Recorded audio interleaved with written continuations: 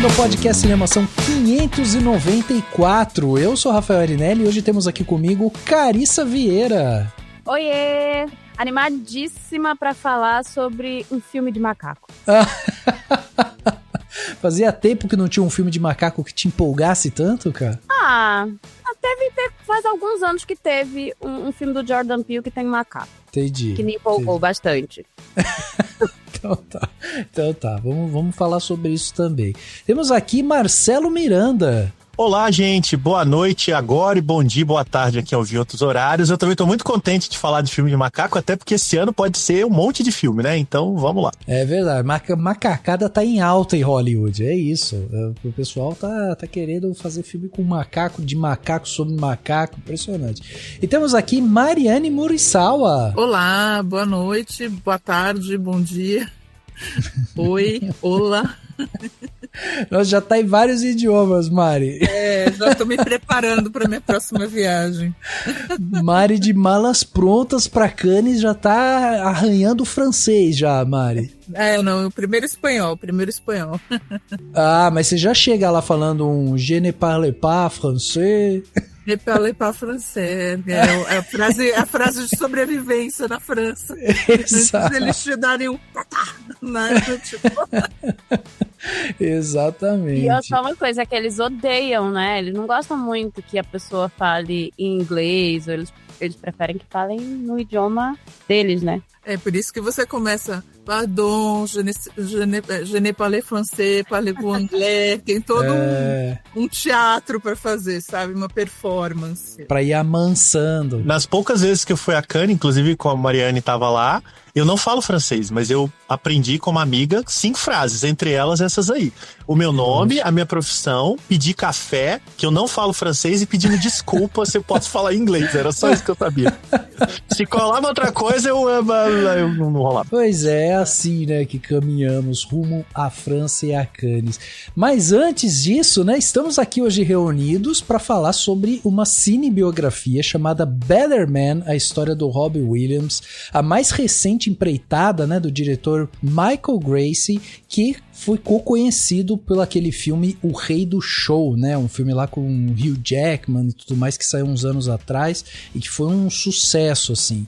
Hoje eu, Carissa, Marcelo e a Mari estamos aqui para discutir a ousada escolha visual do filme, né? De retratar o icônico astro pop Robbie Williams como um chimpanzé em computação gráfica. Vamos falar sobre as metáforas que o filme, né, propõe a mostrar pra gente. Vamos analisar a honestidade, a coragem com que Better Man aborda a vida do Robin Williams, expondo suas vulnerabilidades, luta contra vício e a dualidade, né, entre a persona pública e seus demônios internos, e tem muito mais pra gente falar. Por isso, você que não viu o filme, saiba que daremos spoiler, e por isso fica aqui já a recomendação para você seguir por sua conta e risco. Se você não gosta de spoiler, pula esse episódio, senão fica aqui conosco para que a gente possa bater um papo super legal sobre Better Man. É isso, vamos bater esse papo agora no segundo ato desse podcast. My dad was well enamored by the stars of the day. Dean Martin, Sammy Davis Jr. and of course Sinatra. They were gods to him. Youth. You hear that? That's pure love, that is. Don't come cheap, mind. You've got to risk it all, whatever it takes. Because if you make it, it's paradise. The thing is, you can't learn it. You're either born with it, or you're a nobody.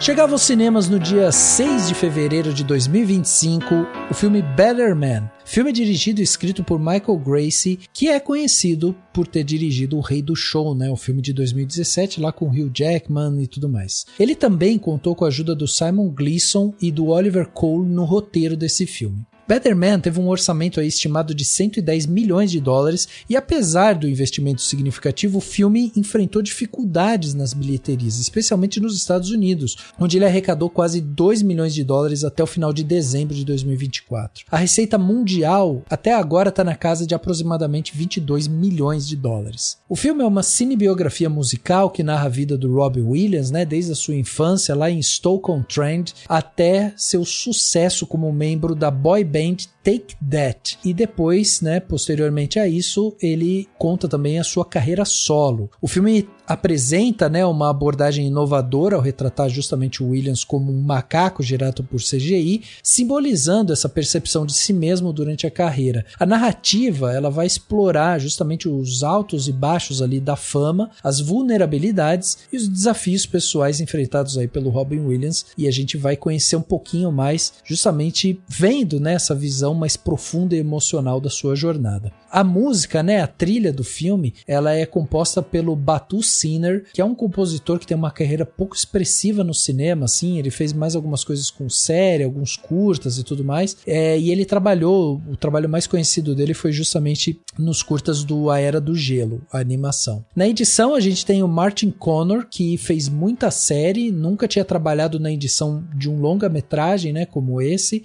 Nós temos o Patrick Currell, que faz a sua estreia na função também, e aí a gente tem alguns editores mais experientes, né, como o Jeff Groove, que trabalhou nos 2 Coringas, depois em War Dogs e vários outros filmes. Temos também o Lee Smith, que fez o filme 1917, o Dunkirk e outros filmes também. E temos o Spencer Susser, que trabalhou com Gracie lá no Rei do Show. No elenco nós temos o Robbie Williams, né, que faz ele mesmo, mas faz a parte da locução, de voz, né, a dublagem. E temos o John Davis, que também faz o Robbie Williams, mas a parte corporal, né? É ele que vai lá e tem as bolinhas grudadas no corpo para viver o chimpanzé que interpreta o Robbie Williams. Nós temos também o Steve Pemberton, que faz o Peter, que é o pai do Robin Williams, a Richelle Bennell, que faz a Nicole, a primeira namorada ali, a noiva, né, que o Robbie teve. Nós temos a Kate Mulvaney, que faz a Janet, que é a mãe do Robbie, e a Alison Steadman, que faz a Betty, que é a avó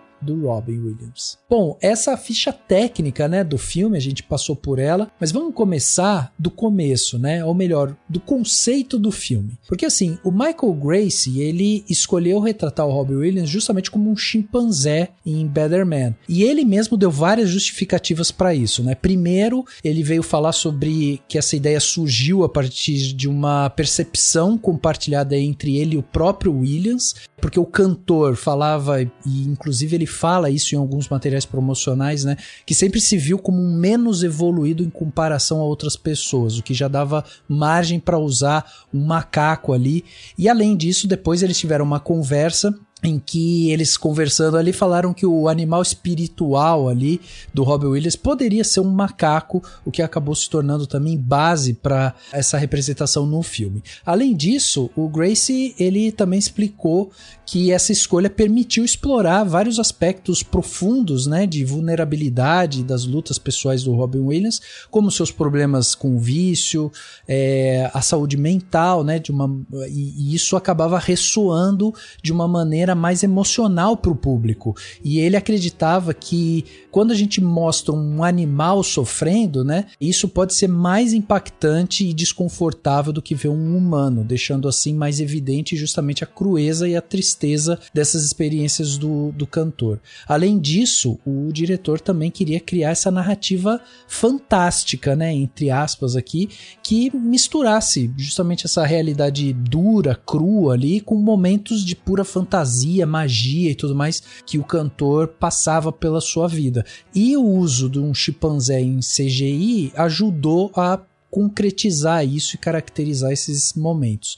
E por fim, tanto o Gracie quanto o Williams concordaram que essa abordagem seria uma abordagem excêntrica, surreal, né, que inclusive ajudaria a destacar o filme e atrair a atenção do público. Então tinha também uma questão comercial. E aí o Robin Williams chegou a falar que essa ideia fez total sentido para ele desde o início, porque capturava justamente essa sua personalidade irreverente, única, e além de tornar o filme mais memorável.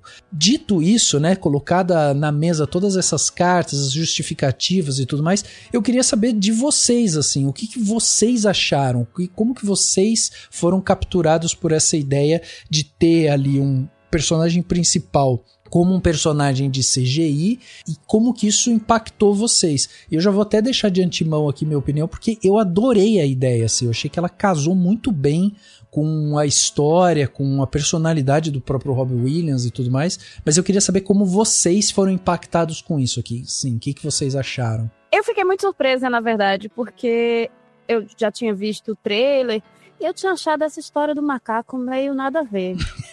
E a verdade é que quando eu assisti, eu achei que foi muito melhor do que eu imaginava e trouxe algumas possibilidades para um tipo de filme que a gente vê em excesso e que é sempre muito igualzinho, com poucas inovações. É uma história que, assim, a gente já viu várias vezes, inclusive. A história do Robin Williams não é tão diferente de várias outras cinebiografias de músicos que já surgiram por aí. Inclusive, a ordem que as coisas são contadas, desde a infância, enfim.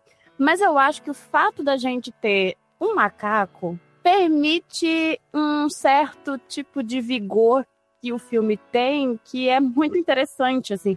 A gente pode, inclusive, ver alguns medos, algumas questões internas do personagem sendo colocadas na tela por causa desse CGI. E pra mim foi muito interessante, assim, porque eu de fato achei que ia ser...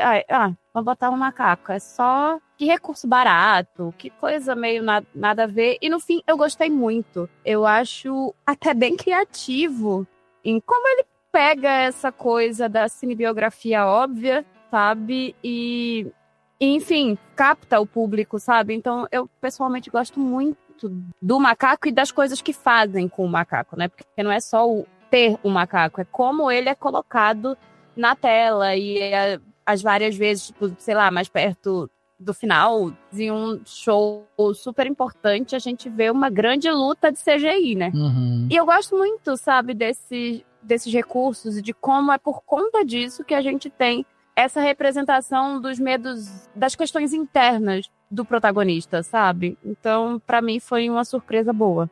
Concordo, assim, eu acho que eu vi no final do ano esse filme, porque ele era candidato, né, a premiações e tal, então, como eu sou votante do Globo de Ouro, eu assisti na tela pequena ainda, então eu gosto do Robin Williams, sempre gostei do Robin Williams, da persona dele, inclusive, e tal, acho ele engraçado, enfim, sempre achei, assim, e eu acho que realmente esse recurso que eles usam, que normalmente, né, a gente sempre tem um pouco de pé atrás com essa coisa do personagem em computação gráfica, ainda mais ser misturado e tal, mas eu concordo com a Carissa que funciona bem aqui. Eu acho que tem mesmo uma empatia com aquele, não sei se é, enfim, por ser um animal, como ele falou, ou até por ser uma animação, né, no fim das contas, assim, você acaba, não só eles conseguem trazer à tona de uma maneira diferente, esses conflitos do personagem, né? Como ela disse, não é uma história, é uma história popstar, já no começo lida com fracasso, sucesso e fracasso, drogas, né? Relacionamentos desfeitos, relação daddy issues, né? Relação complicada com o pai, etc. E eu acho que ele funciona bem e funciona muito bem nos números musicais, assim, eu acho. Os números, eu acho que eu sou muito fã de musical, eu amo musical e infelizmente é uma arte, a maneira de filmar um musical é uma arte praticamente perdida. Enfim, de vez em quando você tem um Steven Spielberg pra, tipo, salvar o gênero, né, na atualidade, mas é muito complicado porque as pessoas têm aquela coisa picotada em geral e que você não consegue ver o número musical. Não faz o mínimo sentido pra mim, enfim. Se você tem dançarinos e cantores de verdade, não faz sentido, né? Então, e eu acho que aqui ele resolve bem isso, assim. Eu acho que as cenas são... Isso ajuda nas cenas musicais também. E eu não sei, Marcelo, se você concorda com isso, mas assim, o filme ele se passa ali, né, desde os anos 70, quando o Robbie Williams é um garoto e tudo mais, até os anos 2000, né, quando ele já tá adulto e, enfim, já tem uma repercussão pública, assim, mas essa transição toda, né, de décadas atrás de décadas e tal, é muito interessante porque o filme ele foi filmado com uma câmera que é a queridinha hoje do mercado, que é a Arri Alexa, né? E o diretor de fotografia resolveu usar uma lente que se chama Gecko Cam Genesis G35 Vintage 66. Olha só que especificamente técnico isso é. Mas por que eu queria trazer essa informação? Porque essa lente, ela tem uma coisa interessante, que ela tem uma característica de trabalhar bem os tons de pele, né? Ela deixa os tons mais suaves e tudo mais, mas ela também se inspira muito nos anos 60 e 70, por isso esse nome Vintage 66, né? Que acaba ajustando algumas camadas de revestimento óptico da lente, que dá esse estilo um pouco mais granulado e tudo mais. E eu acho que isso foi uma vantagem pro filme, porque principalmente no começo, quando a gente ainda tá se acostumando com esse personagem, ele não fica saltando da tela como uma coisa meio descolada, sabe? Que parece que, nossa, colocaram um boneco CGI ali que, sabe? Não, eles usam muito essa questão das luzes, né? Tem muitos flares ali que envolvem os personagens e tal. E aí o personagem, mesmo sendo em CGI, ele se encaixa muito bem nessa fotografia, assim. Então me pareceu uma coisa muito natural, assim. E por isso essa inventividade acabou funcionando. Não sei o que você acha. Eu acho que é bem isso, e também, óbvio, o fato de ser captura de movimento, né? Não é só o macaco inserido ali como uma criação de computador colocada nas cenas, mas havia um ator ali, como o pessoal vai identificar muito facilmente, como o Gollum no Senhor dos Anéis, né? Que foi a primeira grande interpretação de uma captura de movimento do cinema, né? No caso, quem tá interpretando o Robbie Williams no filme chama John Davis. Sim. Ele que usou os eletrodos lá, que depois foram transmutados para a imagem do chimpanzé. Mas quem narra o filme é o próprio Robbie Williams, né? Em pessoa. A narração em off e as músicas, né? Ele canta quase todas, ele só não canta as que ele não tem idade pra cantar, tipo, no início, né, quando ele é criança, ele canta uma das músicas mais famosas dele, aliás, mas a voz é de uma criança, obviamente não é Robbie Williams, mas o próprio Robbie Williams tá ali falando e o John Davis tá atuando como ele, né? Eu acho que, juntando essa questão técnica que você bem colocou e a captura de movimento num momento em que a gente vive uma evolução tecnológica realmente sem precedentes, acaba sendo simples, não em termos simplórios, né, mas simples, conseguir que e com bom orçamento, e olha que nem é um filme tão caro, fazer com que a presença de um personagem em CGI, de captura de movimento, vá se naturalizando ao longo do filme, né? Eu até acho, na real, que o filme não tá muito preocupado com isso. Na verdade, os primeiros 15 minutos, no início, até me incomodava um pouco, porque toda hora a narração do Robbie Williams reforçava o fato de que ele se sentia diferente. Que é justamente o início do filme em que você estranha o macaco, né? Então, tipo, tá, gente, eu já estou estranhando. Ele não precisa toda hora me dizer que ele se sentia diferente. Isso tá na tela, né, assim. Ele está sendo retratado de uma maneira diferente. Então, eu acho que o filme também não faz muita questão de esconder isso, não, sabe? Ele tenta, de fato, reforçar esse impacto visual que é o protagonista ser um chimpanzé. E eu também não compro muito a ideia que tentaram vender de que, o filme não faz nenhuma referência a isso. Ele faz o tempo todo, né, assim. De novo, falarem que ele é diferente, que ele era deixado de lado, que ele se sentia muito deslocado. Isso é só porque a galera talvez quisesse que algum personagem dissesse, olha, você é um macaco, sabe? E não é bem por aí. Turn back the time to the days when our love was new. Do you remember? No matter what was happening, I was there with you. Just hold it there for a second, thanks, Robbie. That was better, yeah? You're still a little behind, I'm afraid. Oh, I've always liked a little behind. Well, what we might do, Robbie, is if we record it, we can just record it line by line, yeah? And then we can just stitch it together later. No, I can do it all at once. Yeah, let's just go again. Yeah, let's go. I've got it. Sure thing, mate. Here we go. O que me fascina muito é que, por mais que o diretor do filme, o próprio Robbie Williams, que aliás é bom reforçar, é uma biografia autorizada, né? O Robbie Williams é produtor, inclusive. Eles não têm uma explicação muito boa de por que é o chimpanzé no fim das contas. Todas as explicações me parecem frágeis e despropositadas, assim, sabe? O que é melhor pro filme, porque eles não terem um grande motivo para retratar o biografado como um animal antropomorfizado faz com que aquilo soe bem mais espontâneo do que se eles tivessem uma grande filosofia por trás. Simplesmente é o seguinte, né? Até o Robbie Williams conta isso em várias entrevistas, a Mari que acha ele engraçado, né? Ele fala que o Michael Gracie chegou pra ele e falou assim, a gente podia fazer você como animal, qual você consideraria um animal que te representa? E ele, que é muito vaidoso, disse, um leão. Aí o Michael Gracie disse pra ele, menos, né? Menos.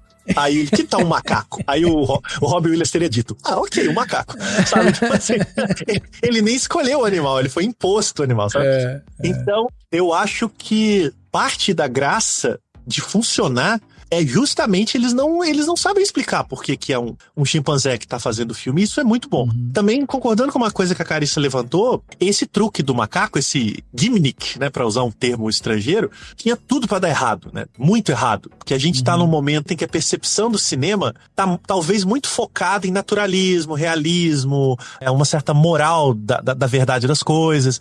Então você fazer uma biografia de um cantor pop mundialmente famoso, retratado como um animal em CGI, tinha uma grande chance de ser rejeitado. O filme até que não foi lá um grande sucesso, mas ele passou bem, assim, né? E eu acho que isso se deve muito ao fato de que o filme tá lidando com muita tranquilidade com essa escolha, não fica se justificando, e aquilo simplesmente acontece, né? Assim. E eu acho que desde Não Estou Lá, de 2007, né? Que era uma reimaginação da vida do Bob Dylan, interpretado ali por 8, 7 atores, eu não vi uma biografia musical tão tentando fazer algo que não é exatamente inovador, mas é renovador, né? É assim, poxa, vamos contar a vida de um cantor aqui de um jeito que não se está fazendo, né? Ser um musical já é interessante, porque o medo do musical hoje evita que, inclusive, filmes que poderiam ser bons musicais não são, como é, inclusive, o próprio caso do Completo Desconhecido, sobre o Bob Dylan, né? Sim. Né? Então você faz um musical, você já assume esse lado e assume o outro lado, que é construir o que acaba virando uma grande fantasia, né? Não um relato de ambição realista. Até ser narrado pelo Robbie Williams faz com que o filme seja, de fato, um mergulho na subjetividade dele, e essa subjetividade está sendo retratada de uma maneira muito liberta, né? A Carissa citou a batalha ali no show derradeiro da vida dele. Aquilo só é possível porque o filme está completamente inserido no aspecto fantasioso, né? Em que não há uma tentativa de emular a realidade, sim de colocar aquele personagem dentro da própria cabeça do biografado. Então eu acho que isso é muito legal. Considerando que é um filme que está um pouquinho na mesma onda de uma outra biografia de um inglês, que é o Elton John, eu acho que ele tá indo muito melhor, assim, sabe? E olha que o Robbie Williams não é, pelo menos no Brasil, tão popular quanto o Elton John. Aliás, né, acho que só a Mari que acha o Robbie Williams legal no Brasil, porque ninguém gosta do Robbie Williams. Eu gosto. Eu ouço as músicas, mas, gente, não tem. O Robbie Williams não pega, né? Ele não tem nenhuma música chiclete, por exemplo. Não, Mas ele teve música em novela, gente. Sim, sim. Mas não vale, né? Música em novela é sacanagem. Não, mas assim, uma das questões do filme nos Estados Unidos é que ninguém conhece o Robbie Williams nos Estados Unidos, entendeu? Exato. Então, tanto que assim, tudo bem que não é a mesma coisa, porque o Robbie Williams nessa fase já tinha saído do Take That, mas enfim, o Anora, que começa com uma música do Take That, né? Tem, né? O Sean Baker escolheu porque ninguém conhecia a música. Eu falei, gente, como assim ninguém conhecia essa música? Muito bizarro pra mim, porque pra mim a música é muito famosa, mas é isso. Mas eu sempre achei ele engraçado nesse sentido, assim, eu acho ele bom quando ele lançou ele lançou álbum de standard e tal, e ele tem essa personalidade aí, né, aquele humor inglês, assim, né, de autodepreciativa e tal, mas também é um pavão ao mesmo tempo, né? Sim, que não é muito, uma característica muito inglesa, assim, em geral eles gostam de mais discretos e tal, assim, e modestos, né? E não é o caso do Robbie Williams. Mas eu concordo com você, Marcelo. Acho que tem essa coisa mesmo. Tem bem a cara de aquilo que não seria legal a gente fazer um musical sobre a sua vida, em que, na verdade, você é interpretado por um animal, um macaco. E aí, pronto, né? É isso e pronto. É doido bastante pra falar.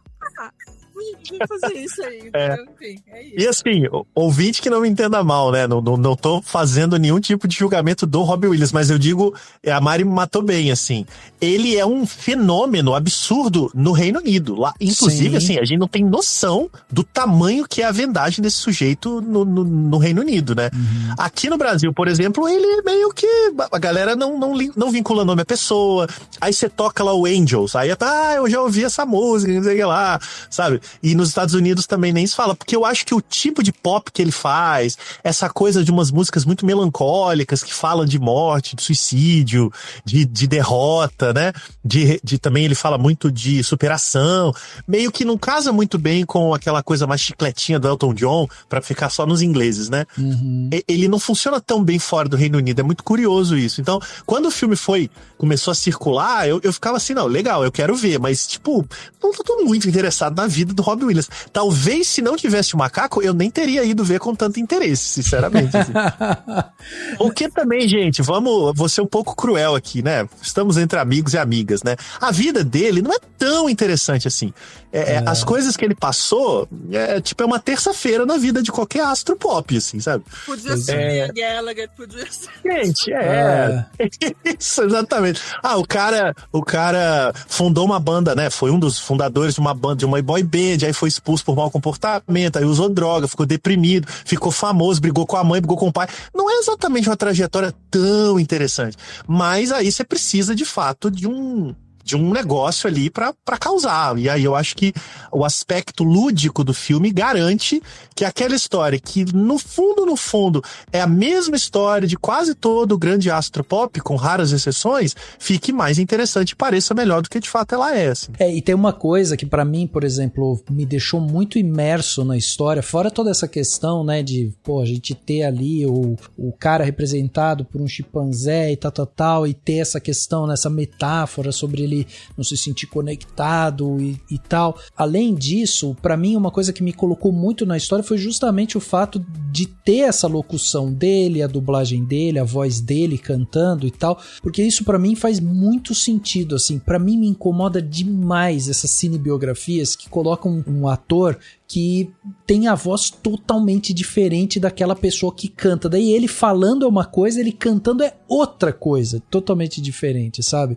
E pra mim, assim, quando eles fazem isso, e aí você tem um personagem de CGI, eu acho que acaba ajudando demais, né? Porque, inclusive, teve cenas que o próprio Robbie Williams participou ali também, né? Então, você consegue fazer essa brincadeira, assim, você consegue ir lá, você troca, tipo, se o ator ficou doente, bota outro no lugar ali, pronto, resolve e tal.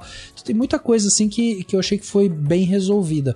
Agora, a Carissa falou muito bem sobre essa estrutura narrativa clássica, né? Que é essa coisa da ascensão, a queda e o ressurgimento. Vocês acham que, de alguma forma, essa estrutura clássica, ela tá bem estruturada dentro do filme, assim? Porque eu vi até uma entrevista do Robbie Williams falando assim, que o primeiro ato do filme é quase que uma construção, né, adolescente, assim, do sonho, a busca pelo sonho e tal.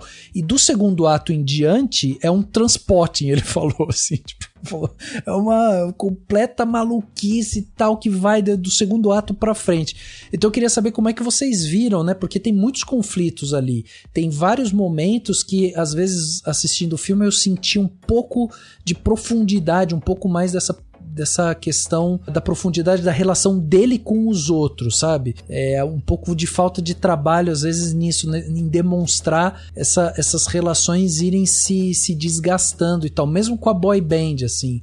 A gente via que ele era um cara que, enfim, tava meio deslocado ali e tal, mas ao mesmo tempo ele se via, né, muito como um cara que não tava fazendo parte. As pessoas também, vira e mexe, chegavam pra ele e menosprezavam ele, falando que ele não tinha talento, que ele isso, que ele aquilo, e aí de repente ele vai se metendo nesse negócio das drogas, mas é uma coisa que meio que pra mim, assim, meio que surgiu, sabe? Faltou um pouco, na minha percepção, assim, dessa relação e se desgastando ao ponto deles chutarem ele. Mas isso se repete em outras relações dele também. Então, não sei, queria saber como é que vocês viram, já que a gente tá falando de uma estrutura clássica, como que vocês avaliam essa estrutura clássica, né? É engraçado porque não me incomoda, como você falou, a questão da relação dele com o pessoal do Take That, porque pra mim tá subentendido em alguns momentos ali, assim, sabe? Como ele não segue as regras e que aquilo é uma boy band,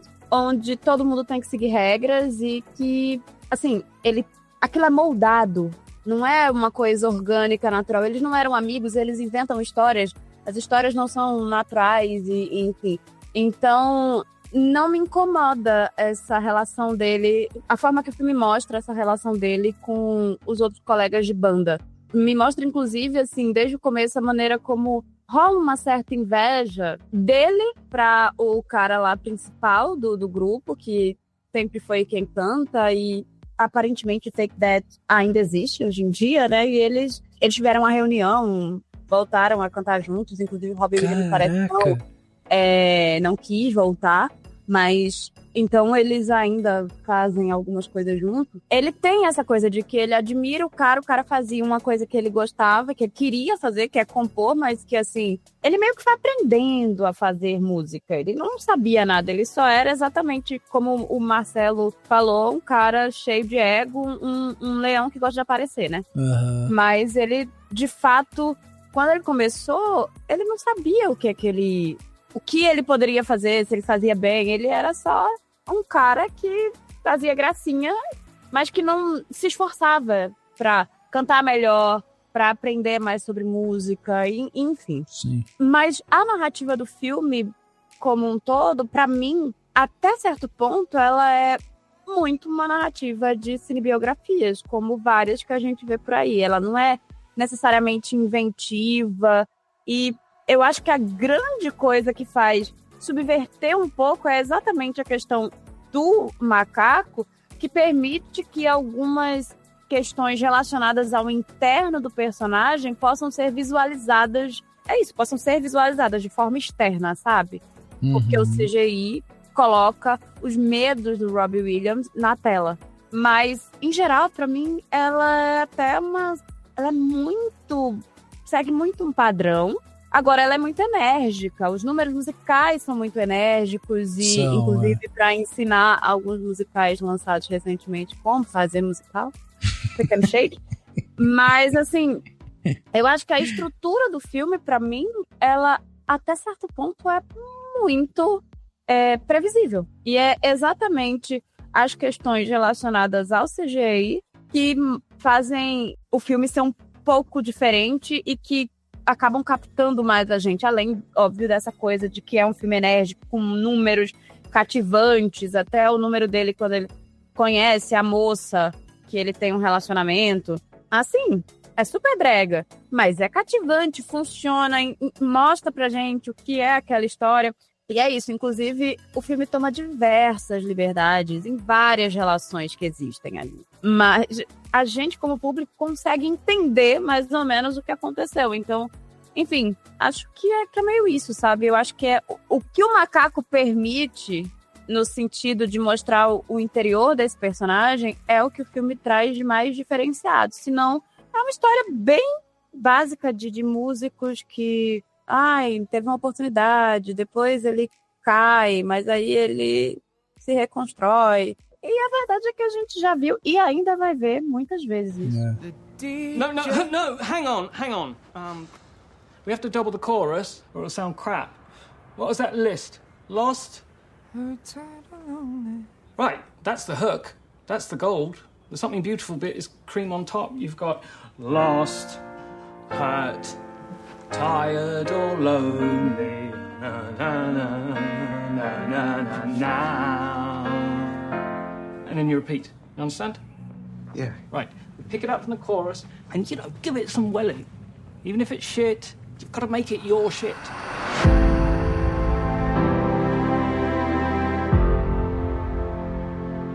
Antes, Rafa, um comentário sobre o seu comentário anterior, de se sentir melhor porque o filme tem o Robbie Williams falando, cantando e tudo mais. Isso fica mais fácil quando é um filme autorizado, né? Porque o Bob Dylan, por exemplo, jamais faria uma coisa dessas.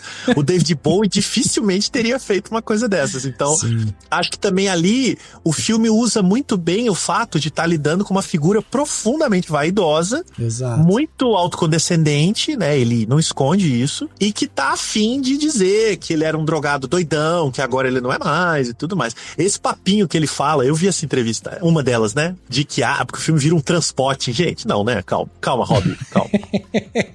Não tem ninguém tirando a cabeça na privada, calma. Mas é claro que ali tá alimentando esse ego gigante que ele tem. E o próprio filme deixa isso muito claro, né? Ele não se adequa ao Take That, que a Carissa tava falando, porque ele quer viver de fama solo. Ele não quer ficar dividindo o holofote, e o filme deixa isso muito claro, né? Ele se desloca do grupo e aí ele sofre depressão, drogas e tal, porque ele também tá se descobrindo, mas porque no fundo, isso eu tô falando baseado no filme, né? No fundo, nem tão fundo assim, desde o diálogo dele com a avó, ele quer ser famoso. E pra ser famoso, ele não pode dividir palco com outros 4 caras. Então ele se revolta contra os outros 4 caras, e a revolta dele se dá pelo mau comportamento, né? Por não se adequar à banda, por desobedecer às regras, por fazer o que não devia, etc, etc. Né? E aí ele vai afundar pra depois subir. Agora, tem um dado que a gente ainda não falou, que eu acho que é fundamental pra estrutura do filme, e leva ele pra um lado profundamente melodramático, e eu acho que ele abraça isso sem medo, e aí o chimpanzé em CGI ajuda, é o arco narrativo envolvendo o pai, né? Que é basicamente um filme sobre um cara que teve uma grande desilusão com o pai, né? Que foi embora pra tocar a vida dele, literalmente tocar, né? Porque o pai era músico e stand-up, e deixa ele lá. Você percebe pelo filme que não é um pai desamoroso, né? É só um pai negligente e que não quer abrir mão da carreira, né? Ali naquela década, se manda, larga ele com a mãe e a avó e deixa aquela grande massa de mágoa que ele passa o filme todo enfrentando.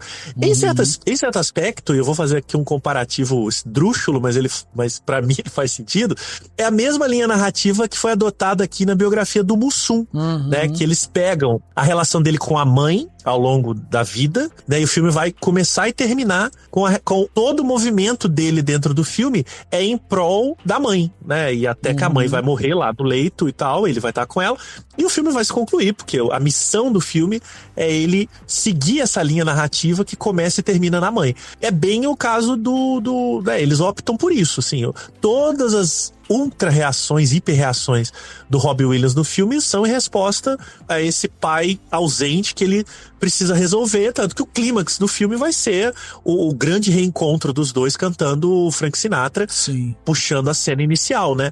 Então eu acho que isso também permite ao filme ter um fio condutor que meio que vai justificar todas as coisas que acontecem ali, né, no miolo, e também deixa que o filme seja cafona sem ser vulgar, sabe assim? Ele abraça mesmo um certo aspecto de novela, né, e de melodrama familiar, para que eles terminem numa grande catarse musical cantando My Way, né? Que aliás é a 1000ª aparição de My Way no cinema.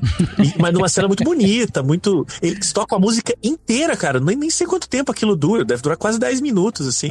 E o filme não corta, né? Ele banca ali aquele momento profundamente cafona, assim, mas muito bonito e emocional. E muito porque é isso, né? É um filme abraçado pelo próprio biografado e que ele provavelmente, né, ajudou a modular um pouco ali essa questão dele com o pai, né? Até porque, se a gente for ver ali, a gente tem realmente, né, essa liberação. A gente tem imagem do Frank Sinatra, a gente tem logo da MTV, a gente tem, né, tem várias coisas ali que são colocadas que realmente deve ter sido bem negociado ali. Eu ia só voltar rapidinho antes de voltar essa questão do pai, mas eu acho que você estava falando dessa rapidez, né, desse subdesenvolvimento, né, das relações e tal, mas eu acho que também tem um aspecto que é esse aspecto da biografia que conta a vida toda, sabe?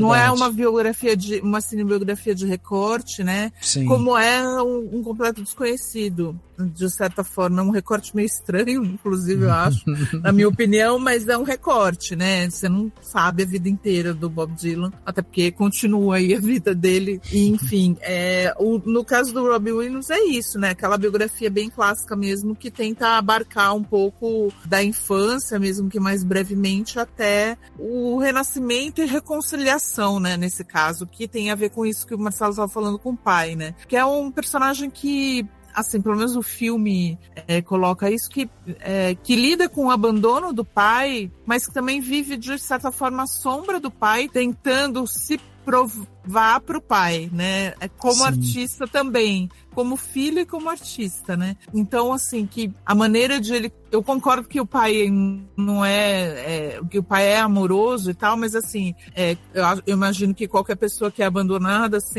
não sente esse amor, necessariamente, né? Como assim, você é abandonado, você não, né? Então, assim, também uma maneira de ele chegar no pai, também de conquistar o amor do pai, fazendo o que o pai faz. Uhum. E superando o pai, porque aí também temos o Robbie Williams, que é um pavão. Enfim, então, como o pai é, de certa maneira, né? O pai também, até engraçado, o Marcelo estava falando essa coisa melodramática do filme, né? Cafona do filme, mas que assim, o pai é uma figura extremamente cafona, né? E o Robbie Williams não teve medo, ao longo da carreira dele, de também abraçar essa coisa do cantor o crooner mesmo, sabe? O cantor de baile, assim, sabe? Uhum. Ele abraçou isso, e eu acho que, assim, o filme coloca até... Mesmo quando ele estava no Take That, sim, ele queria ser famoso e ele queria isso, ser o artista que o pai dele que também queria ser, superar o pai e conquistar o amor do pai, é complexo ali, né? Conquistar o amor do pai, estando num grupo ele não podia, mas também tinha essa coisa, como o Marcelo estava falando antes, ele fez muitas músicas melancólicas e tem esse lado crooner, assim, que não casa muito com um artista pop, sabe? Assim, ainda mais de boy band, entendeu? Então tem esse desconforto dele no lugar como artista, apesar de ele não saber disso, ele não sabe ainda o artista que ele vai ser ali naquele momento, né? Mas acho que tem essa ponte que o filme faz também. É engraçado porque eu não gosto muito, mas eu gostei mais quando eu revi o filme, porque na primeira vez que eu assisti eu fiquei, sério? Pra mim caiu um tanto do filme ver aquela cena final dele cantando My Way com o pai. É verdade. Assim, foi um nível de breguice que pra mim foi um tanto demais. E eu tenho certos problemas com a figura do pai. Acho que o ator tá ótimo, eu acho que dentro do filme funciona muito bem, mas aí talvez sejam questões minhas, eu acho extremamente... Da primeira vez que eu vi, eu fiquei muito agoniada vendo aquela cena e ele enaltecendo aquele homem depois de tudo que ele fez, sabe? E pra mim era... Mas aí é por isso que eu digo, é uma questão que talvez seja muito do quanto eu acho extremamente problemático. E não, gente, eu tenho pai, eu me dou bem com meu pai, tá? Nem são os meus daddy issues falando mais alto, se bem que talvez minha analista diga o contrário. Mas, assim, pra mim a grande questão é que ele fica ali, é um momento onde ele coloca o pai dele finalmente tá tendo a oportunidade que ele sempre quis, sabe? Exato, é verdade. E isso me irritou profundamente. Aí quando eu revi, eu já comecei a pensar que fazia sentido na trajetória, sabe? E na própria forma como ele como essa relação deles é construída, e que funciona, inclusive, pela lógica de que o Robbie Williams tem a questão do filho, mas ao mesmo tempo também tem a questão do filho querer a validação do pai, todas as coisas, mas é um momento que ele cresceu tanto na carreira, sabe? E ele tá proporcionando aquilo pro pai dele. Eu acho que tem muitas nuances nisso aí, sabe? é muito mais complexo do que você simplesmente parar e dizer, sai, que palhaçada, que coisa brega. Mas eu confesso que eu me incomodei um pouco com essa cena, além dela ser enorme. Ela é cafoníssima, mas é muito cafona. Mas é cafona, melodramática e tal. E assim, falando com uma pessoa que não assiste mais novela, porque não aguenta essas coisas, mas assim, eu confesso que eu tenho, porque eu acho que tem essa coisa, eu entendo que você tá falando do pai que abandonou, né, e que esse menino fica procurando o pai o tempo todo, mas não é só o pai, né, eles têm uma afinidade de artista, um artista, né, então eu acho que ali, assim, ele entende um pouco o pai, né, de certa forma. Eu não digo que ele perdoe totalmente, porque, enfim, uma criança que foi abandonada, etc, né, um pai nunca deveria fazer isso, porém, ele, de certa forma, ele entende o sonho do pai. Sim. E a busca por esse sonho, sendo que, assim, o pai não chega ao sucesso que o filho alcança, né? De jeito nenhum, não chega nem perto.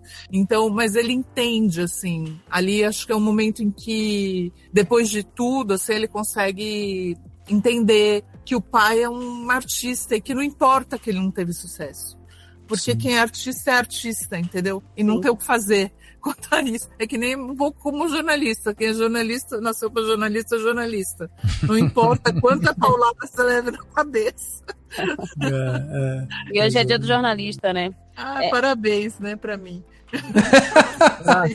Pra nós, né? Tão feliz.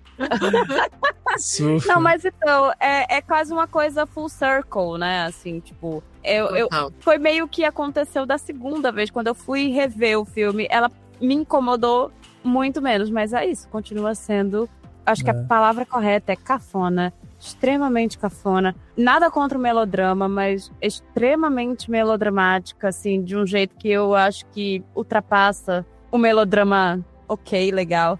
Ela me irrita um pouco. Não, até essa cena, né, dele com o pai, depois eu fui procurar, porque, né, geralmente quando apresentam esses shows, assim, né, que o cara faz, é baseado num show que ele fez na vida real, assim. E aí eu fui atrás dele cantando My Way, naquele palco, daquele jeito e tal. E essa cena não existe, assim, nesse show. Ele não canta My Way com o pai dele no show, assim. Então foi uma coisa, tipo, inserida ali, né, pelo diretor, enfim, pelos roteiristas, para trazer justamente esse melodrama. E eu acho interessante isso que a Carissa falou, porque realmente toda essa construção, né? Porque eu acho que ele parte de um lugar quando ele tá tentando fazer essa reconciliação com todo mundo e tal, e aí você tem finalmente o confronto dele com o pai e tal, e aí quando chega nessa parte do show, que é quando ele tá muito mais sóbrio, né? Ele tá sentado numa cadeira no meio do palco, fazendo justamente um Frank Sinatra ali, né? Assim, é uma coisa muito mais séria e tal, e ele tá passando essa mensagem. Aí a gente tem esse movimento dele de chamar o pai, só que antes ele fala da mãe, fala, minha mãe, que sempre esteve do meu lado e sempre me apoiou e não sei o que, tal, que eu acho também que essa figura da mãe fica um pouco sucateada em alguns momentos ali do filme, mas enfim, e aí ele não passa, e aí a câmera vai buscar o pai na plateia, né, e aí você vê o pai sentado meio assim, engolindo seco, porque tipo, ele falou da mãe e não falou de mim, fica uma coisa meio assim, aí não, aí é o momento que ele chama o pai pro palco, tipo, a redenção total desse envolvimento e tal. E o Robin Williams, ele faz isso até hoje. Se você procurar Robin Williams e seu pai, né, você vai encontrar alguns shows que ele chama, até hoje ele chama o pai dele pro palco e ficam os dois cantando ali e tal. Então existe esse movimento, mas eu acho realmente que o filme também, eu concordo com a Ká nesse sentido, assim, esse final às vezes pesa um pouquinho pro melodrama mesmo. Leave it. Ooh, it's a woman. Hi, Mom. I'm about to go on Where have you been? I've been trying to reach you. I know, but listen, I'll have to talk to you later, Duckyhead, because my pianist, he's accidentally shot himself, and it's just a horror show. It's your nan. She kept asking for you, and I tried calling you, but I'm so sorry, love. She's gone.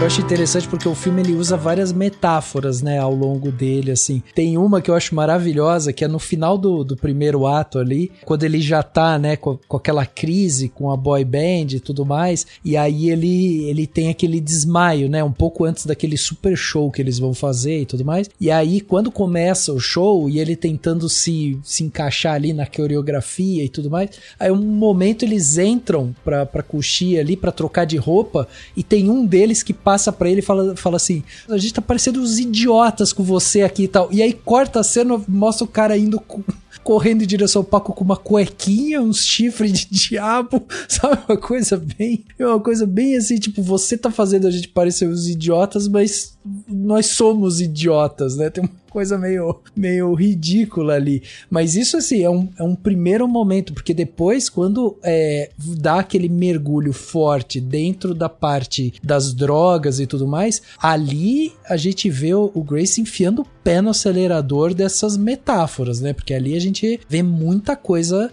legal, assim, né? Que ele faz. Aliás, esse é um dos destaques também, né? A crítica falou muito sobre isso, sobre como o filme trabalha com uma certa honestidade, trabalha essa autocrítica, né? Expondo essas falhas, as inseguranças, esses momentos problemáticos, né? Da vida que ele teve, sem tentar romantizar ou amenizar e tudo mais.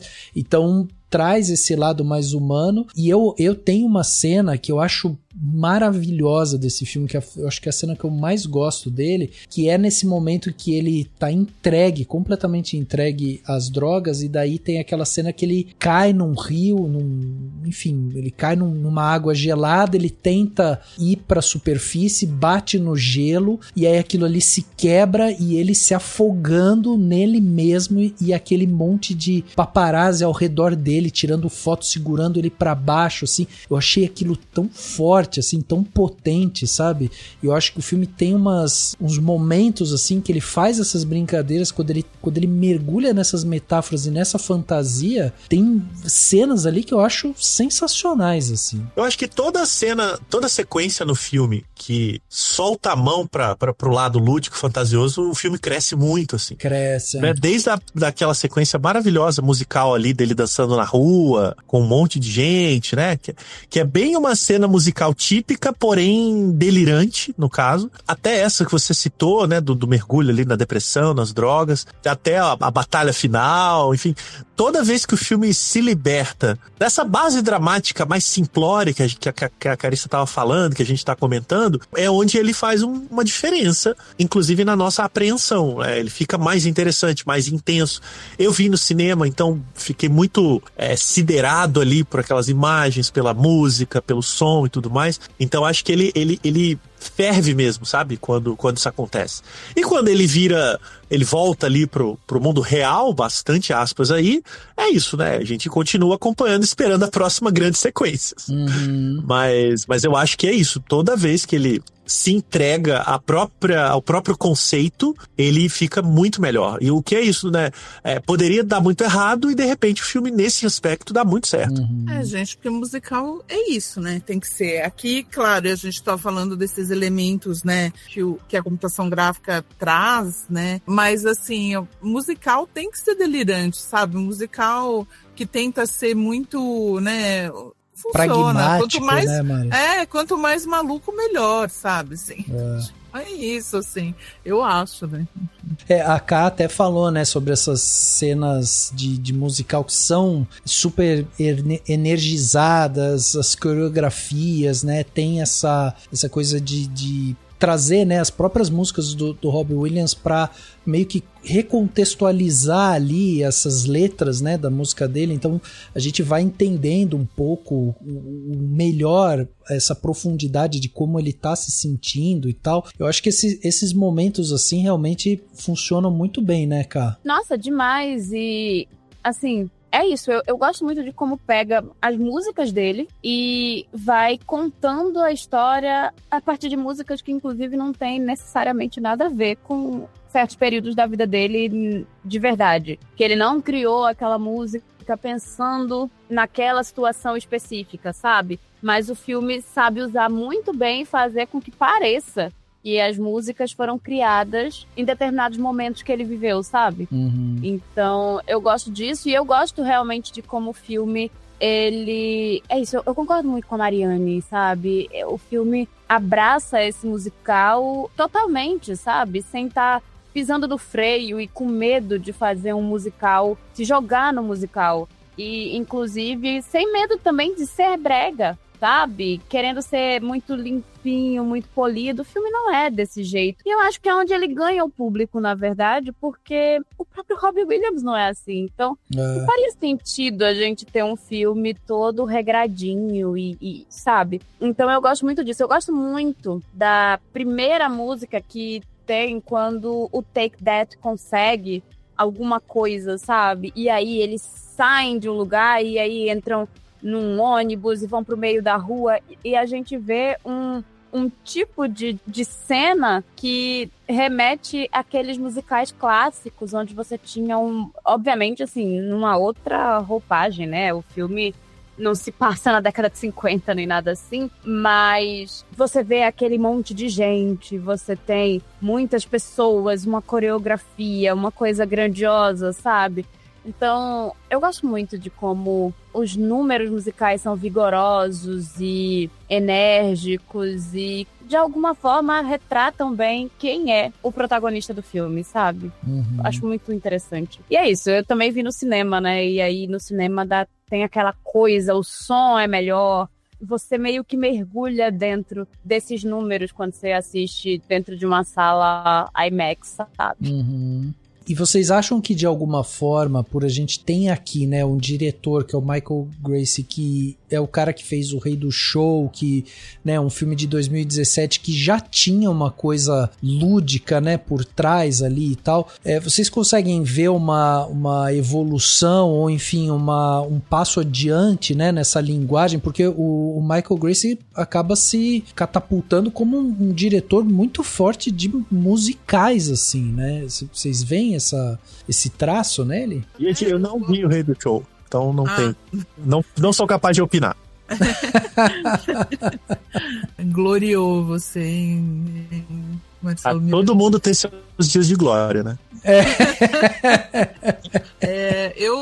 Eu gosto do Rei do Show. Eu não acho o filme perfeito, mas acho que ele tem belos momentos. E ele tem uma coisa assim... Os números musicais são muito vigorosos também, assim, muito cheios de energia. E o filme foi um mega sucesso, né? Ninguém apostava que o filme ia ser um sucesso.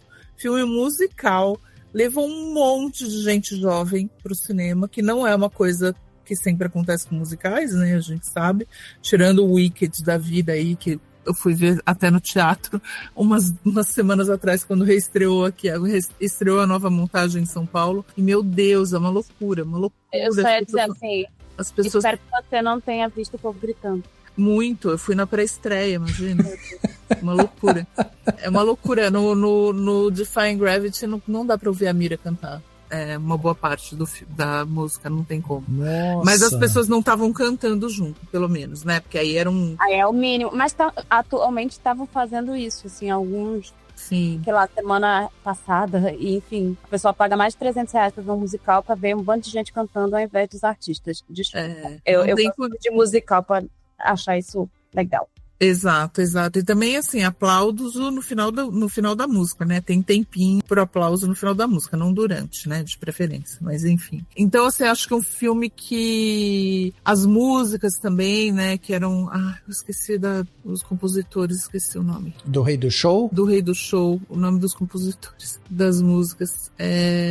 O Josh Debney e Joseph Trapanese. Olha aí, ó, tá vendo? Se não tivessem visto o filme, não tava passando esse aperto, assim. Não, na verdade, o que você falou, esses são compositores da trilha. Da trilha mesmo. Os compositores das canções são o Ben Pasek e o Justin Paul, né? Que também fizeram as músicas de La La Land e tal, enfim. Então, assim, eu acho que esse filme é uma evolução. Eu acho esse filme mais bem resolvido, até, do que o Rei do Show, assim. Eu também acho. Eu acho que tinha alguns bons números, né? Tem aquele número da Zendaya no trapézio. Sim. Que eu acho bonito. Enfim, tem vários números musicais que eu acho bons, assim. Mas eu acho que aqui é isso. Aquele número musical nas ruas ali, na Regent Street, em Londres e tal, do Better Man, é muito boa, tem vários, assim, né?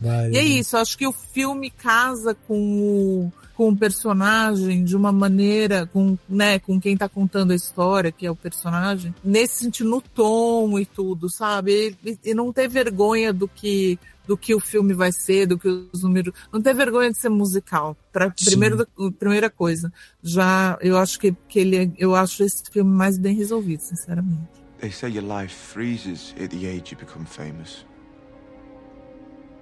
So I'm 15. I'm stunted. I'm unevolved. And that's why I'm always like, oh, it's okay. I think I'm a cunt. I'm fine with it. So I get in there before you do. I fucking hate myself for it.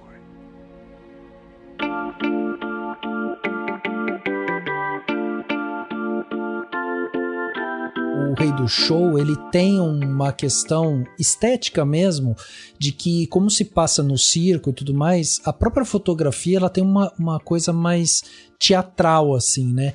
Aqui, nesse filme, tem uma coisa que eu acho linda, assim, assistindo o filme com calma e vendo depois, né, todas as cenas, alguns takes, assim, nossa, tem umas coisas de profundidade tão bem filmado, assim, e tem uma coisa de grandiosidade mesmo, assim, que eu acho que é isso, além de representar tudo isso que a gente estava falando, que o Robin Williams se vê dessa forma, o filme também é filmado dessa maneira, assim, ele tem cenas ali que são gigantescas, assim, né, na sua composição, na maneira como se constrói as músicas e tudo mais. Então, é realmente assim, eu entendo também como um passo adiante do diretor, e eu acho que é muito legal a gente ver um cara, né, construindo uma carreira assim, porque você tem vários tipos de musical. Tem aquele musical que o cara abre a boca e já tá cantando, tipo, as falas são todas cantadas, né, e aí tem muita gente que acha cansativo esse tipo, e tem esse tipo de musical que é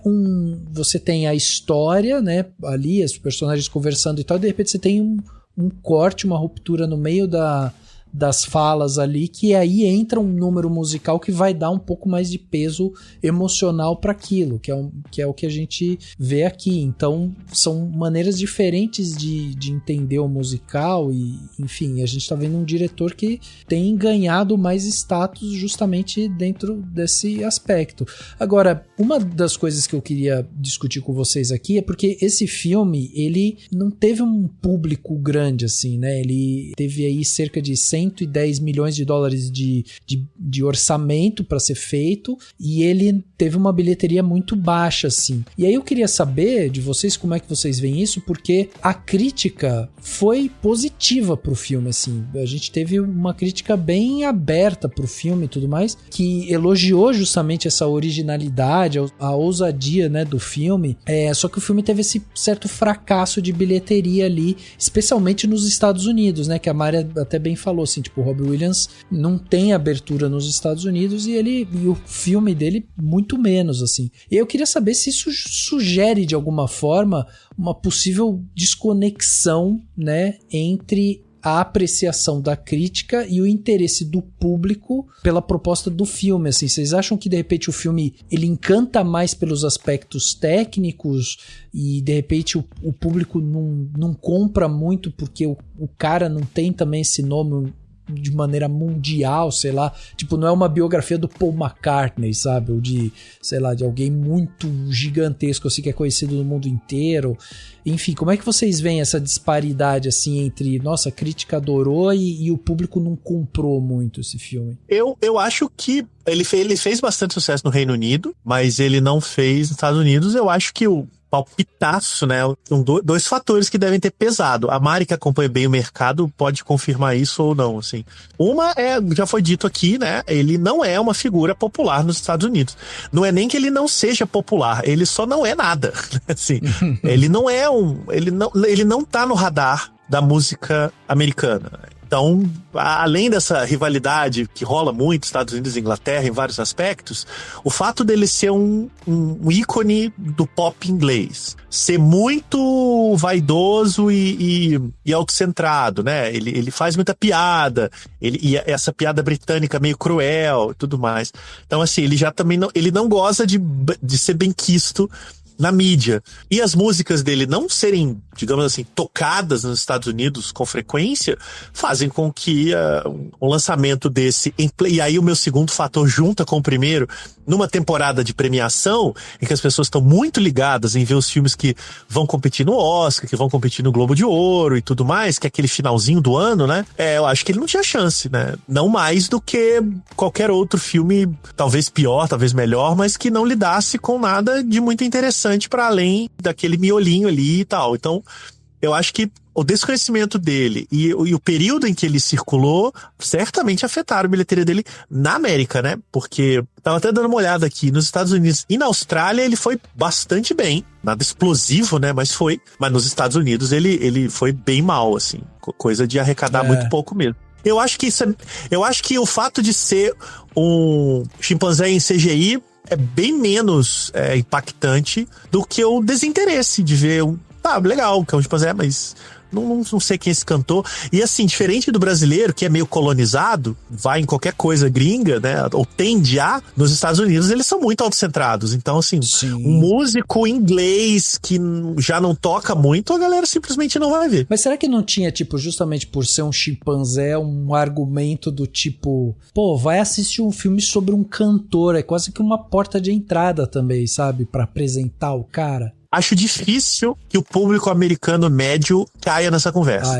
Eles não, eu acho muito difícil, assim, porque isso é uma sedução pra nós, que a gente é meio acostumado a coisas peculiares. Eu acho que o público americano médio, tô me baseando um pouco no Data Miranda, né, gente, assim, baseado nas coisas que eu leio, que eu ouço, mas isso não é nada científico. Mas eu tenho um pouco essa impressão de que esse tipo de ousadia não é muito sedutora para eles, se não houver algo mais forte por trás. Né? E esse algo mais forte por trás, que seria a vida do cantor britânico Robbie Williams, não é o suficiente, né? Macaco por macaco, eles vão ver o Planeta dos Macacos, eles vão ver o The Monkey, sabe? Assim, não tem nada muito interessante, de fato, para além disso, assim, eu acho. Que tem a Estátua da Liberdade enterrada, não é, Marcelo? E aí o cara vai ver o Brutalista, que tem a Estátua da Liberdade de cabeça pra baixo, entendeu? E fez mais sucesso que ele nos Estados Unidos. Tô dando um exemplo de piada, mas que é verdade, assim. Porque era um filme que, surpreendentemente, foi um puta sucesso, né? Um filme de 3 horas, sobre um arquiteto, do Holocausto, né? Nem eles esperavam que o filme fosse esse sucesso. Então, sabe, é muito difícil prever o que vai pegar, mas eu acho que o Better Man não tinha chance. Nunca teve, na verdade, sabe? Eu acho que eles posicionaram o filme como se o filme fosse ter muitas indicações e não teve isso, não se materializou, né? Se ele concorresse ao Oscar em algum, né? Ele teria em mais categorias, né? Ele teria talvez uma chance um pouco maior nos Estados Unidos, mas é isso, assim, eu não tô mais lá, assim, acompanhando tão de perto, mas, assim, eu acho que também é o tipo de filme que o departamento de marketing do estúdio, da distribuidora, não sabe o que fazer com, entendeu? Então, eles olham e falam assim, o que eu vou fazer com esse filme? Esse cantor não é conhecido nos Estados Unidos, aí é um filme, um musical, e aí, assim, é um macaco. Enfim, como que eu vou vender isso pro Iowa, sabe? Eu tô achando muito engraçada a descrição da marca. Eu tô imaginando a assistente do marketing olhando e falando, meu Deus, o que eu vou fazer? Exatamente. Vocês estão vendo aquela série The Studio que tá na Apple? É bem isso daí. Comecei agora. É brilhante, recomendo todos vocês.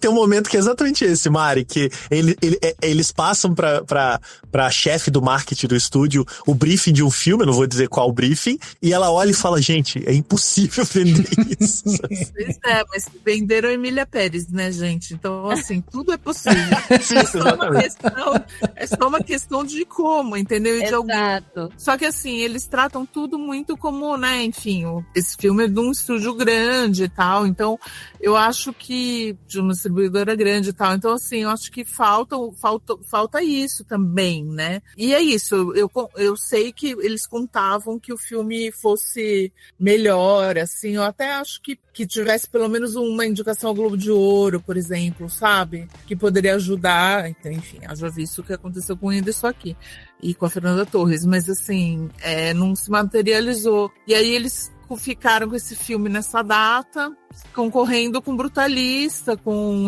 sei lá, Emília Pérez nem digo, porque não chega a passar no cinema lá, né, mas praticamente, mas assim, com Conclave, com Anora, então fica complicado aí pro Better Man. O que você acha, Ká, dessa conexão crítica e público, assim? Eu concordo muito com o que o Marcelo falou, sabe? Enfim, acho que a gente está falando dos Estados Unidos quando a gente vê essa questão, inclusive, da bilheteria. Principalmente a gente está falando dos Estados Unidos. E eles gostam de coisas deles, essencialmente, né? Uhum. Então, eu acho que em momento algum chega a ser inocente esperar que o filme, que ele fosse um sucesso, que ele fosse tanta coisa, porque ninguém conhece o Robbie Williams. E mais do que isso, a forma como ele foi vendido, sabe? Não instigou o público aí ao cinema. E aí é muito louco, porque é um filme interessante, assim, na medida do possível. É um filme divertido, eu gostei de ir pro cinema ver, e eu acho que... E aí foi muito, muito legal, porque quando eu vi o trailer do filme, eu comecei a perceber, né, que a crítica americana, a crítica estadunidense estava falando super bem. Mas daí a chegar no público, tem um caminho muito longo e o estadunidense não para mais uma cinebiografia, eu acho, não dava nem para esperar que esse filme fosse um grande sucesso de público, sabe?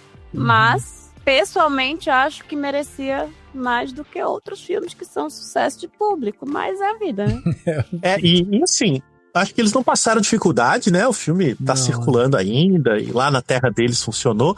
E eu acho, gente, sinceramente, esse filme só daria certo nos Estados Unidos se eles tivessem vendido como Robin Williams. Como Robbie Williams não cola, não. Exatamente, exatamente. Porque aí não ia rolar. Isso aconteceu. Isso aconteceu, eu cheguei pra minha esposa e falei pra ela, vamos assistir o filme chama Better Man? Ela falou, sobre o que é? Eu falei, é sobre a vida do Robbie Williams. Dela, meu Deus, vamos contar o que aconteceu quando ele morreu e tal? Eu falei, não, é o Robbie. Então, tá vendo? É porque ninguém vincula esse nome ao Robbie Williams em inglês no Brasil. É impossível, assim. Imagina nos Estados Unidos. Pois é.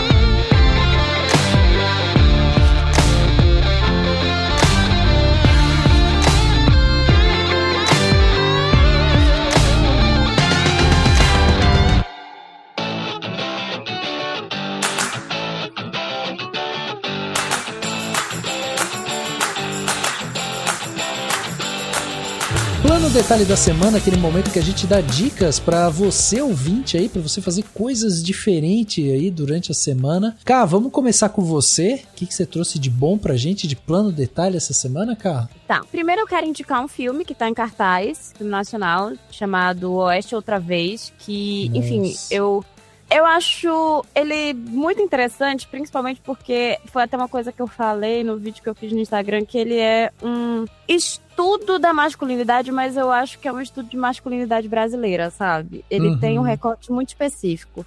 E eu acho que a gente não tinha visto isso ainda no nosso cinema, e eu acho interessantíssimo. Eu gosto muito de como o filme faz isso, inclusive ele é um filme, curiosamente, bem engraçado.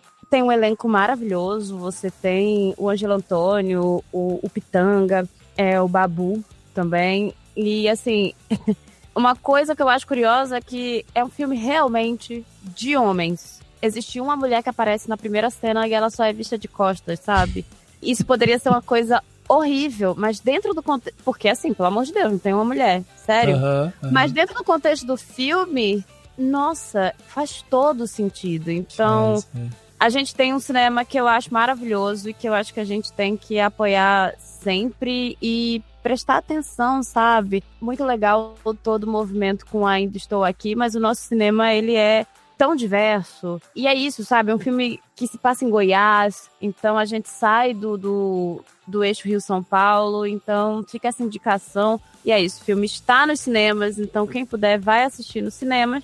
E eu tenho uma outra indicação, que é um livro da Conceição Evaristo, que eu li recentemente, que é Canção para Ninar Menino Grande. Olha. Que é um livro curtinho, que você termina super rápido, super fluido, e que tem essa história, tem esse homem chamado Fio Jasmin, que ele é um homem que trabalha na parte do maquinário de um trem, né, assim, e tal.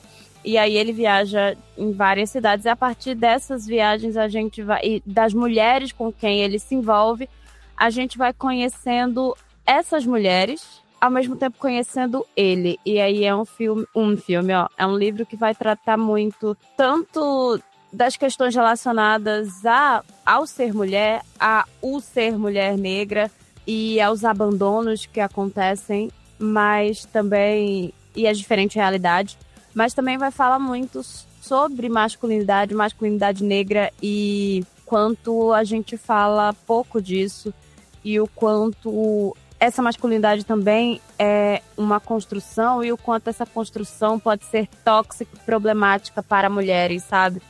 Então eu quis trazer os dois porque eu acho que de certa forma eles se relacionam. Um é um livro, o outro é um filme, mas eles falam muito do que é o Brasil e do quanto a gente tem grandes problemas de masculinidade e como isso afeta não só os homens, isso afeta as mulheres e, enfim, vai afetando gerações e gerações, sabe?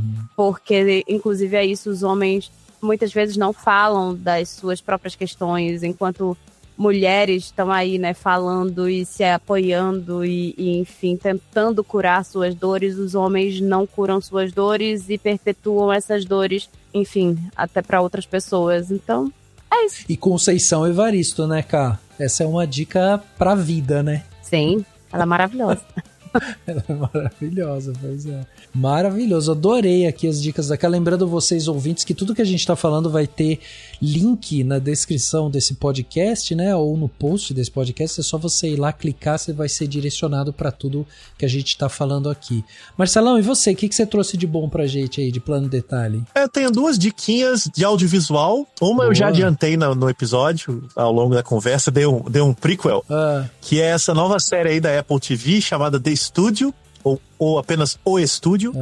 É uma série, entre outros nomes, capitaneada pelo Seth Rogen, né, e mais uma galerinha lá, mas o Seth Rogen é o que puxa a série. Ele também é o protagonista, né, então ele atua, ele escreve, ele dirige, ele é o showrunner e tal. E é basicamente uma comédia, né, acho que vão ser 10 episódios, já passaram 3 no momento da gravação deste programa. De um novo chefe de um grande estúdio em Hollywood, né? Um estúdio fictício chamado Continental, mas poderia ser Warner, poderia ser Universal, poderia ser qualquer coisa. E ele assume, né, a função de o cara que toma as decisões no estúdio, só que ele é profundamente inseguro, atrapalhado, ele basicamente quer se manter no cargo. Então ele comete uma série de impropriedades com a equipe dele para puxar saco do chefe do estúdio. O mais impressionante da série é que ela é filmada com planos muito longos, não necessariamente só plano sequência, né? Apesar de que os planos são longos, de um jeito muito, muito, muito nervoso, né? É uma série que é de comédia, é gente falando o tempo todo, é quase uma screwball comedy, só que tensa. Então você fica muito, muito nervoso com as situações que ela vai acumulando. E eu não posso realmente dar spoiler, então eu vou pedir ao ouvinte que ainda não viu The Studio, que não pesquise nada sobre a série, não olhe o elenco, nada, porque ela também trabalha com o seu pré-conhecimento do mundo do cinema. Então tem muitas referências a filmes, atores, atrizes, diretores, produtores e um monte de coisa do nosso mundo, citações diretas. e, atenção, participações especiais inacreditáveis. E quando eu digo inacreditáveis, ouvinte, você não está preparado para essa conversa.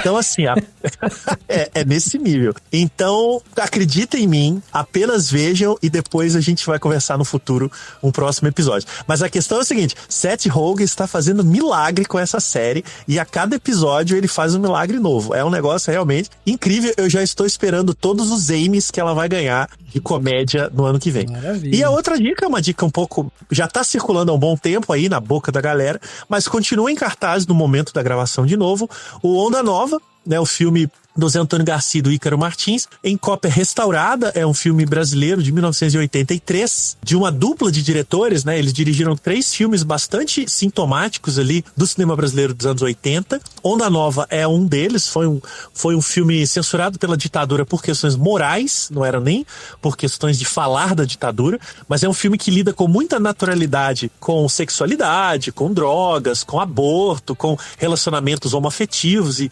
uma série de outras questões muito controversas, se são hoje, né, nos anos 80, inclusive nos anos 80 talvez elas fossem até menos do que elas são hoje, mas a ditadura não quis saber e cortou, censurou o filme. Ele voltou, né, numa cópia linda, tá tilintando de nova, parece um filme filmado agora, e é uma comédia também, mais uma comédia urbana, né, que se passa em São Paulo, não tem exatamente uma história, mas gira em torno de um grupo de futebol feminino, as Gaivotas Futebol Clube, e aí tem no elenco Carla Camurati, Tânia Alves, Vera Zimmermann, Regina Casé, o Casagrande, né?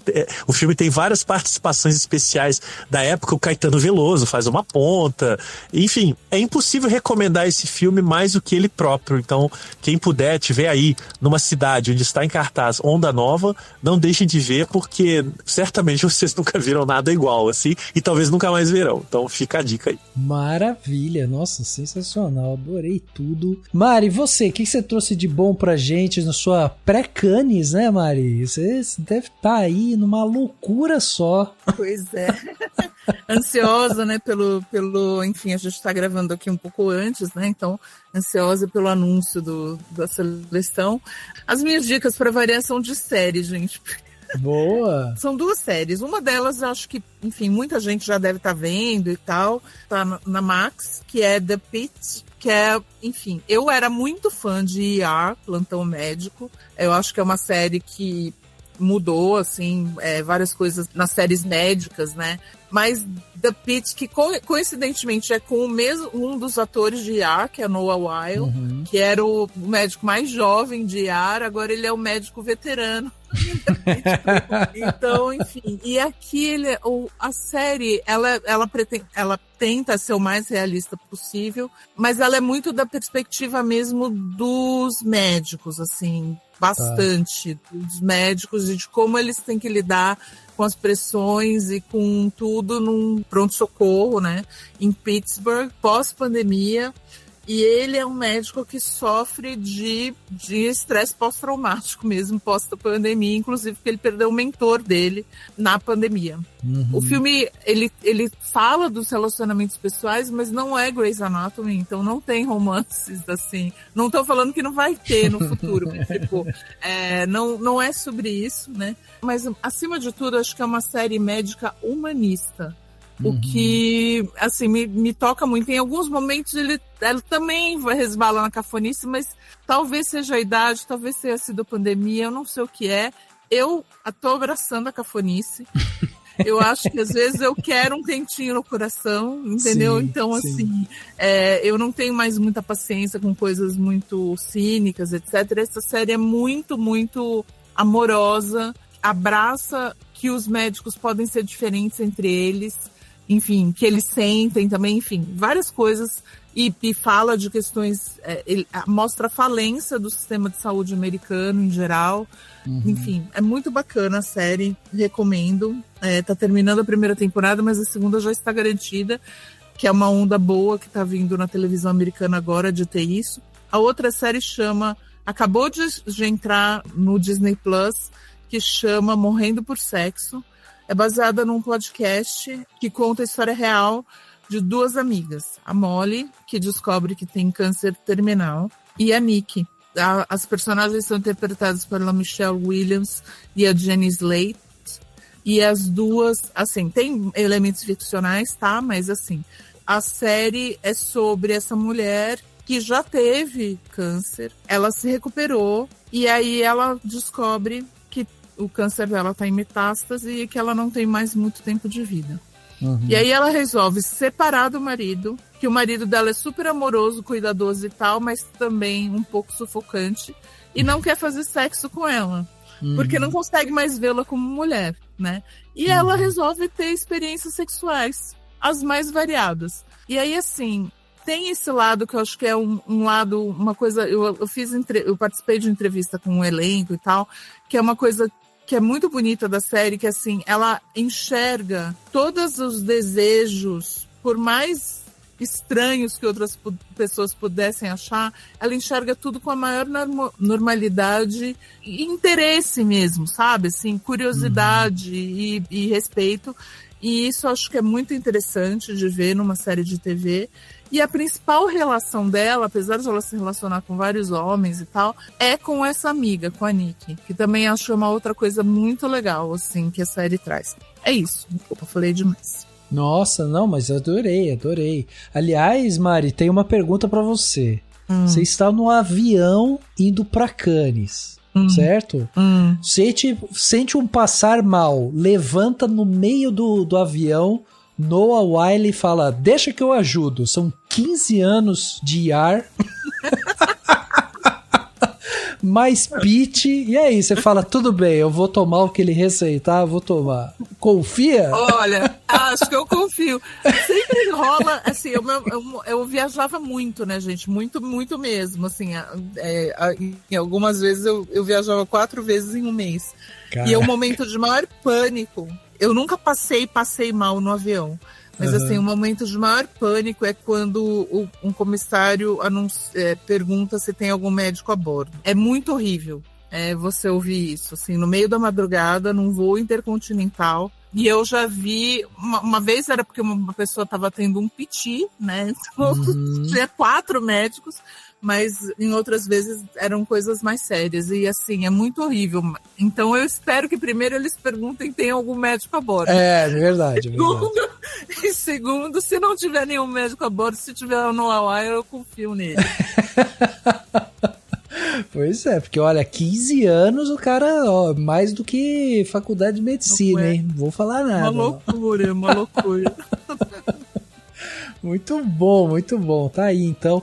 Bom, pra fechar aqui o plano detalhe, eu trouxe um canal do YouTube de um carinha que eu, enfim, adoro as músicas dele e tudo mais, inclusive já por curiosidade, né, pra quem acompanha o Cinemação há tanto tempo, a gente já teve algumas vinhetas, né, de abertura no Cinemação e tal, e a primeira vinheta que a gente teve no Cinemação foi um primo meu que fez, ele tem uma voz grave assim e tal, e a gente, enfim, aquele favor, né, de família que a gente pede, e aí o cara fez a vinheta, depois a gente reformulou, fez uma outra, também assim com locução e tudo mais, e aí a terceira vinheta que a gente teve era uma vinheta um pouco mais musical, e o Jacob Collier, que é esse cara que eu quero indicar, foi um dos caras que a gente usou como referência. Jacob Collier, para quem não sabe, é um garoto, assim, ele é super novo, é um músico britânico, nascido em Londres, inclusive, e ele é reconhecido como um dos músicos mais inovadores da sua geração, e ele tem um lance de combinar, assim, elementos de jazz, pop e outros gêneros e tal na sua produção, e ele ganhou uma fama porque ele começou a publicar muitos vídeos no YouTube, então eu tô recomendando aqui o canal dele, que ainda segue ativo, né, e o pessoal continua publicando coisa lá pra ele, e em 2012, por exemplo, ele fez uns covers multi-instrumentais, assim, de canções populares, como o Don't Worry About a Thing, do Stevie Wonder, e assim, fez um sucesso estrondoso, né, no YouTube e tudo mais. E depois ele acabou ganhando um reconhecimento, inclusive da indústria musical, porque ele foi meio que apadrinhado pelo Quincy Jones depois, né?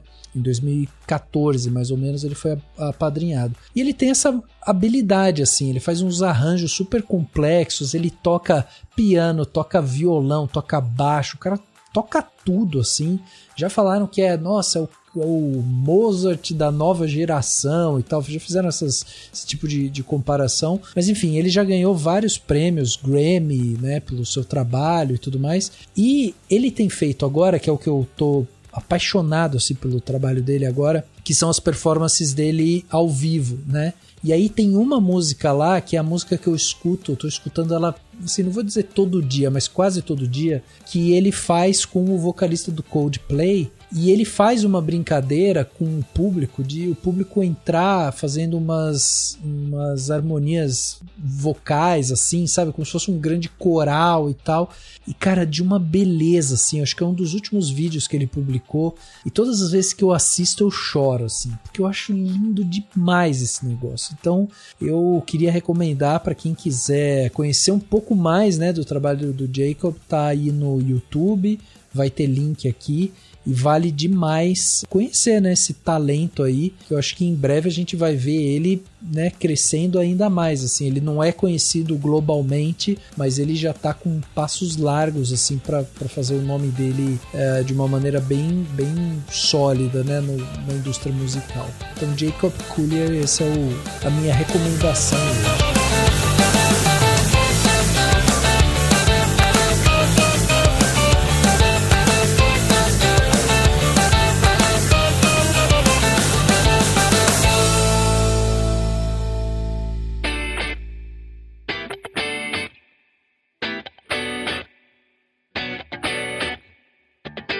E é isso, gente. Chegando ao final aqui desse podcast Cinemação 594, batemos esse papo sensacional aqui sobre Better Man, e eu não tinha como fazer esse papo sem meus convidados, então tenho que agradecer aqui.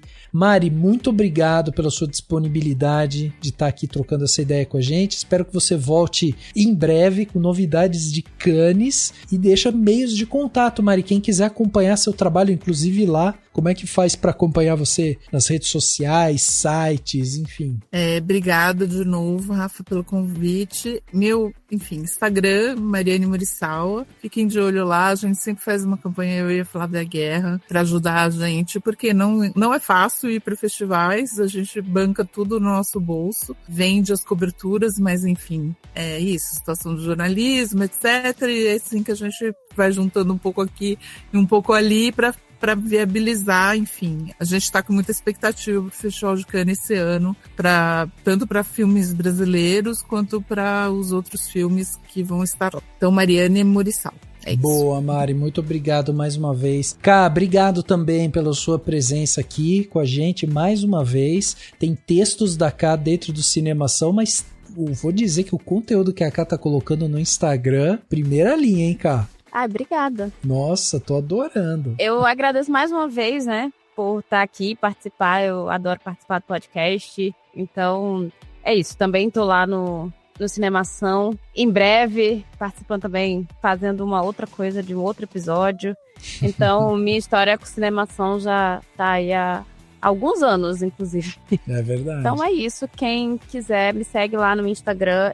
Eu também tenho o YouTube, mas atualmente eu tô publicando basicamente shorts, mas tem muitos vídeos de muitos anos por lá. Então é só procurar Carissa Vieira no YouTube, tô no Instagram, tô lá no TikTok, mas o TikTok, enfim, é uma rede que eu ainda tenho que me afeiçoar um pouco mais. Gente, eu não tenho esse espírito de jovem. Eu também sou assim. Mas tá lá, posto meus vídeos lá.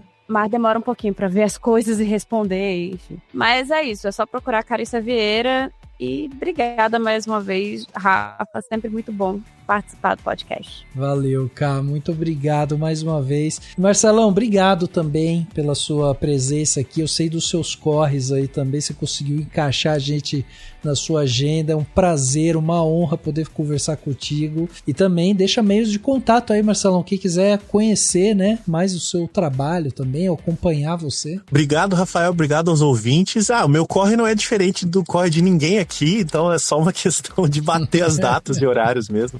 É que calhou de o programa anterior eu tirei um bolo, né? Foi meio feio, assim, mas não teve jeito. Não. Mas a gente sempre consegue, inclusive te agradeço o convite novamente. Eu contando aqui em aberto, eu falei, cara, eu não vou poder, mas não desista de mim, me chama pro próximo. Então já deu tudo certo, há de dar de novo. É sempre um prazer, eu acho o papo muito bom, você conduz muito bem, eu adoro os meus colegas aqui também, amigas. E, bom, gente, o meu Instagram foi derrubado. Cuidem muito bem do Instagram de vocês, porque tudo pode acontecer, então eu perdi tudo. E agora eu tô com um perfil novo, é marcelo.miranda12. Tá? Então quem quiser me seguir lá, vou tentar mexer em novos conteúdos. Pois é, eu inclusive gravei um vídeo lá explicando sobre isso, não vou gastar o tempo de vocês aqui agora, mas enfim, cuidem, salvem tudo, façam backup, não deixem que ele seja a única fonte de conteúdo que vocês publicarem. Tudo que vocês publicarem guarda, porque pode acabar amanhã.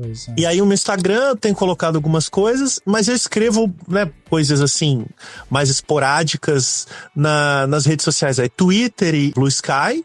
Tem uma conta no Letterboxd, né, que é Marcelo Miranda, eu acho, mas se colocar Marcelo Miranda lá, eu vou aparecer rapidinho. E também publico textos, tenho publicado rotineiramente na Folha de São Paulo, na Carta Capital e na Revista 451, que também tem sites. Então, se buscarem e quiserem ler, tiver curiosidade, também a gente solta uns pensamentos lá. E espero ficar por aqui também, circulando o trabalho do Rafael. Nossa, sem dúvida, estará aqui também. É isso, gente, é isso. E aí, curtiu o episódio de hoje? Bora continuar essa conversa? Manda tua crítica, pergunta, teoria maluca, ou só um oi lá nas nossas redes sociais, no @cinemacal, né? Sem cedilha, sem tio, Cinemacal, ou no contato @cinemacal.com. Assim você já consegue falar com a gente lê tudo que vocês mandam. Quer falar diretamente comigo? Só me achar como Rafa Arinelli. É sempre bom trocar ideia com vocês, então manda, que eu gosto muito de falar com quem tá ouvindo o nosso podcast, então manda mensagem, procura Rafa Arinelli. E segue o podcast no Spotify, na Apple Podcast, no Deezer, no Castbox ou no Orelo, né? Assim você recebe os episódios na hora que eles saem, sem depender de algoritmo maluco. E se quiser, dá aquela força pro Cinemação. Com um cafezinho por mês, você já ajuda demais a gente aqui, fora que tem um grupo no WhatsApp e presente no fim do ano. O link tá no post desse episódio. É isso, gente. Muito obrigado. O podcast Cinemação 594 fica por aqui e a gente se vê no próximo.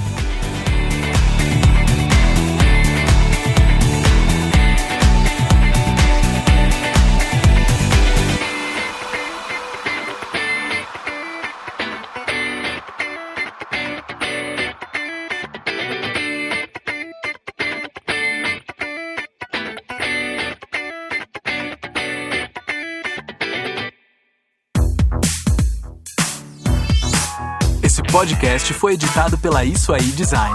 Tudo isso é forma com função. É design estratégico. É isso aí.